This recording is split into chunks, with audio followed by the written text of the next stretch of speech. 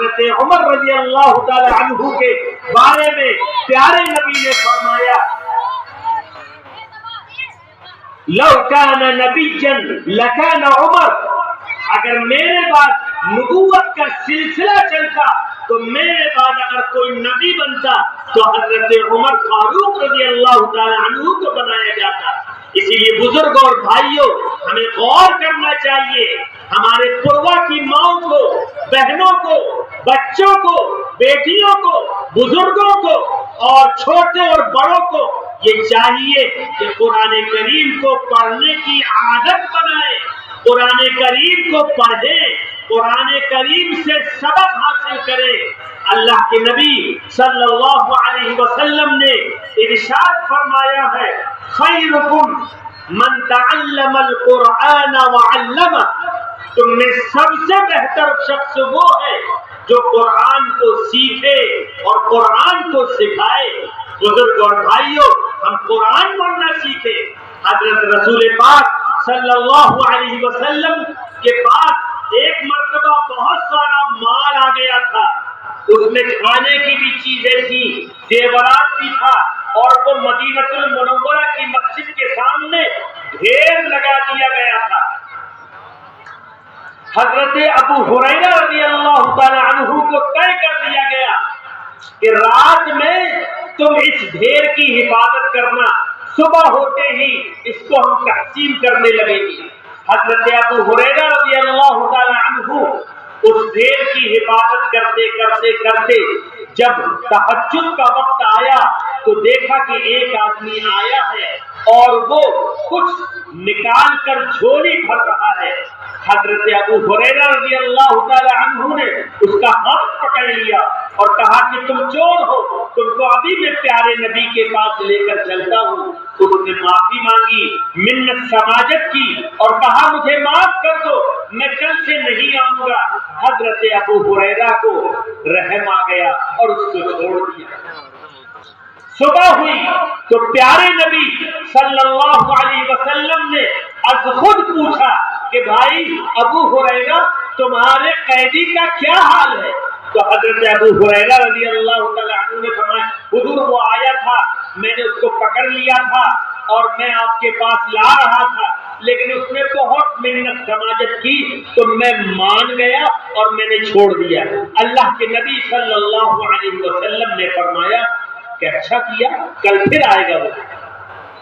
دوسرے دن حضرت ابو ہریرہ رضی اللہ تعالی عنہ کو یقین ہو گیا کہ پیارے نبی احمد مصطفیٰ محمد مصطفیٰ نے فرمایا ہے کہ کل وہ آئے گا، تو اس کا مطلب ہے آئے گا۔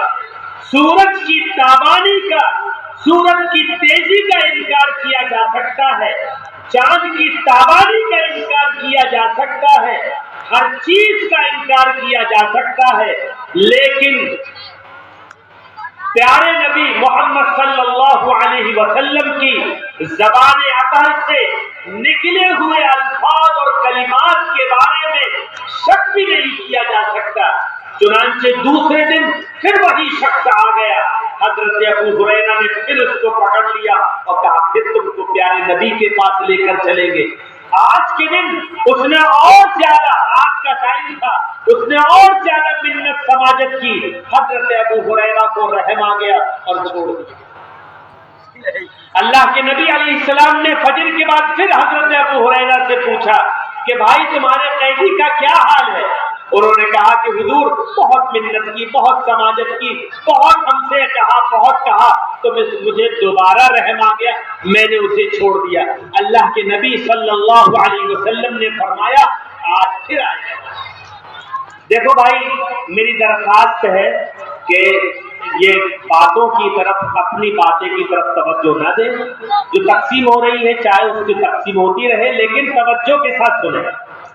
اور درود شریف پڑھ لیجیے، اللهم صل على محمد وعلى آل محمد كما صليت على إبراهيم وعلى آل إبراهيم إنك حميد مجيد، اللهم بارك على محمد وعلى آل محمد كما باركت على إبراهيم وعلى آل إبراهيم إنك حميد مجيد۔ تو بزرگوں اور بھائیوں، میں آپ سے یہ عرض کر رہا تھا کہ حضرت ابو ہریرہ نے دوسرے دن بھی اس چور کو چھوڑ دیا. اللہ کے نبی نے فرمایا آج پھر وہ آئے گا.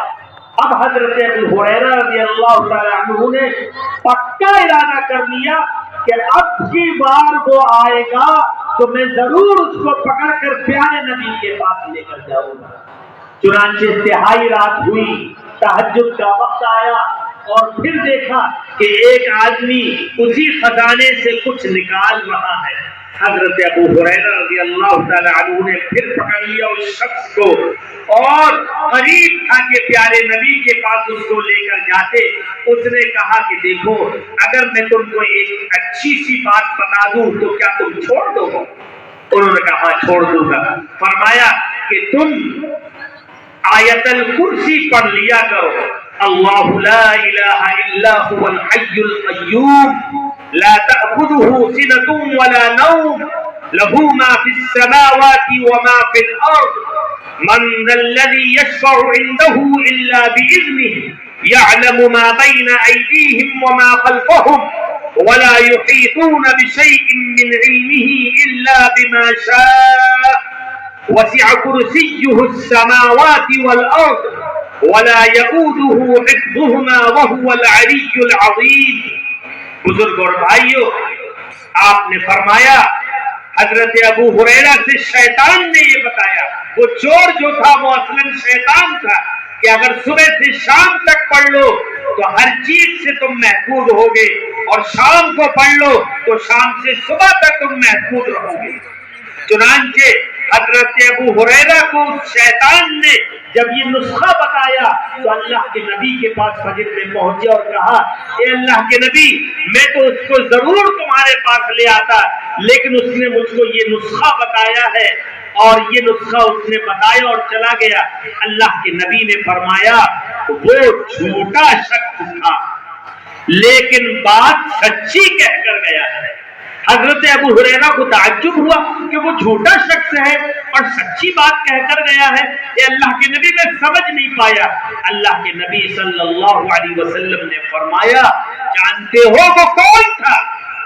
وہ شیطان مردود تھا، شیطان رجیم تھا، شیطان لعین تھا جو ہمیشہ جھوٹ بولتا ہے، ہر کام اس کا جھوٹا ہوتا ہے. اس کے وسوسے سے انسان کو پناہ مانگنا چاہیے، شیطان سے حفاظت کی اللہ سے دعا مانگنا چاہیے. وہ جھوٹا شخص ہے مگر بات سچی کہہ کر گیا ہے. اب بزرگ اور بھائیوں اور ہمارے اس قربہ کے لوگوں غور کرو کہ اگر ہم کو آیت الکرسی صحیح طرح سے یاد ہے تو کیا اس پر یقین ہے کہ اس کے پڑھنے کے بعد ہم صبح سے شام تک محفوظ رہیں گے؟ اگر واقعی ہمارے دل میں یہ یقین ہے اور یہ اعتماد ہے تو زہ نصیب، خوش آمدید، آپ مبروک اور مبارکبادی کے مستحق ہیں. لیکن اگر ہم کو آیت الکرسی کے کلمات صحیح طور پر یاد نہیں ہے تو بزرگ اور بھائیوں ابھی موقع ہے، ابھی ہم اپنے آپ کو سمجھ لیں. ابھی ہم اپنے حافظ صاحب کے پاس جا کر، امام صاحب اور مؤذن صاحب کے پاس جا کر، اپنے قاری صاحب کے پاس جا کر آیت الکرسی یاد کر لیں. بزرگ اور بھائیوں سورۃ الفاتحہ کے بارے میں اللہ کے نبی صلی اللہ علیہ وسلم نے فرمایا یہ سورۃ الشفا ہے، بیماریوں سے حفاظت کی دوا ہے.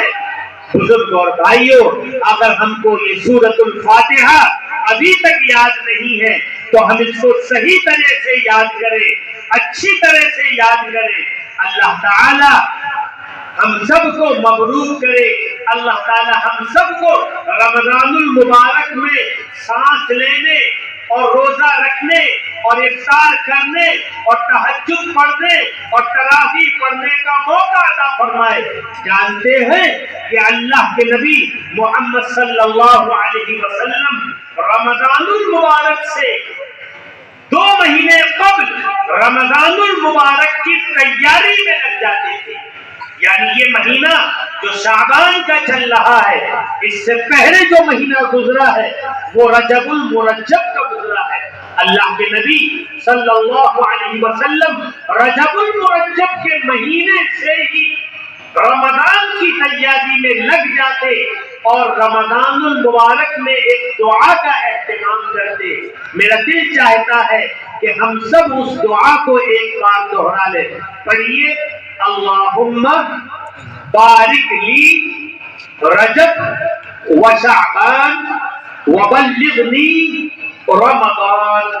اللہ کے نبی صلی اللہ علیہ وسلم اس دعا کا اہتمام کرتے تھے، اور اس دعا کا جو ترجمہ اور خلاصہ ہے وہ یہ ہے کہ اے اللہ تعالی، اگر آپ نے میری روح قبض کرنے کا رجب میں یا شعبان میں فیصلہ کر لیا ہے تو میری عمر میں تھوڑا سا اضافہ کر دیجیے، میری سانسوں کو تھوڑا سا بڑھا دیجیے، میری عمر میں برکت دے دیجیے، میری صحت اور طاقت میں برکت دے دیجیے، اور رمضان المبارک کے مہینے تک پہنچا دیجیے۔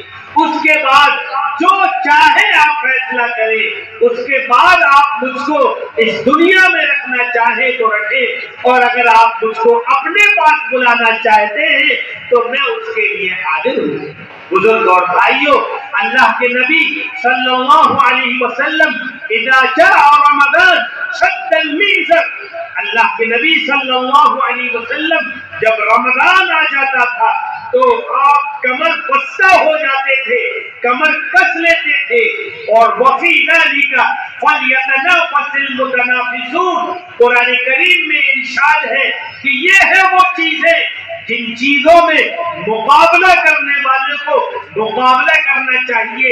آپ نے 5 پارے پڑھے ہیں، میں 6 پارے پڑھوں گا۔ آپ نے 10 رکعت نفل تراویح پڑھی ہے، 10 رکعت نفل نماز پڑھی ہے، میں 12 رکعت نفل نماز پڑھوں گا۔ آپ نے 20 رکعت تراویح میں 5 پارے پڑھے ہیں، اور میں 20 رکعت تراویح میں 6 پارے پڑھوں گا، میں 3 پارے پڑھوں گا۔ ہر ایک یہ مقابلہ کرے۔